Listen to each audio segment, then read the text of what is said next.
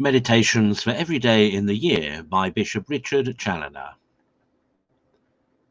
September 10th. On the means of preserving and maintaining the peace of the soul. Consider first that it is of great advantage to the soul, both in order to defend her from all evil and to advance her in all good, to keep herself always in peace within her own interior. Because this inward peace, when it is true, brings along with it courage, strength, and grace, by the favours which God always shows to the truly peaceable. Now, the first and most necessary means of the acquiring or preserving of this peace in the soul must be to banish all wilful sin from the soul, for there can be no true peace where wilful sin resides. For no one can be at war with God and have any peace within himself, except it be that false peace which is sometimes formed by an erroneous conscience, that shuts its eyes against God's light, that it may not be obliged to embrace his truth. O dear Jesus, never let me be so miserable as to be deluded by any such false peace, or ever to be a rebel to thy light.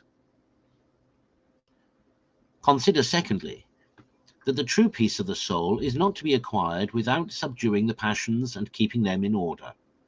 For what peace can there be in the midst of daily storms, tumults, and rebellions, such as are raised by headstrong and untamed passions? What peace can there be for the slaves of pride and ambition, of avarice and worldly solicitude, of wrath and envy, etc.? Alas, all these and the like passions disturb and distract the soul.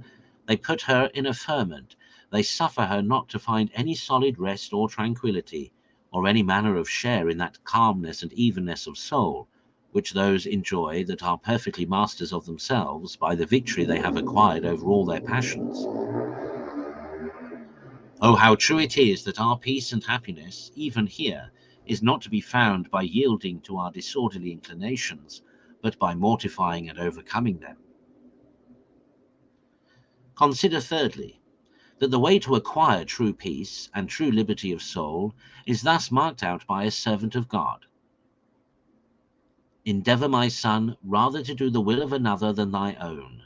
Ever choose rather to have less than more. Always seek the lowest place, and to be inferior to everyone. Always wish and pray that the will of God may be entirely fulfilled in thee. Behold, such a man as this enters upon the coasts of peace and rest. Whosoever will but observe these rules shall not easily be disquieted, but rather shall meet with the paradise that delights in his soul. And we shall find upon examination that whenever we are disturbed, 'tis because we have transgressed some or other of these rules, either by being too much bent upon our own will, or by the desire of having more, or of being higher, or at least by not being entirely resigned to the will of God. Conclude, to set out in quest of this happy way that leads to true peace, by giving up thy own desires and ever embracing the holy will of God.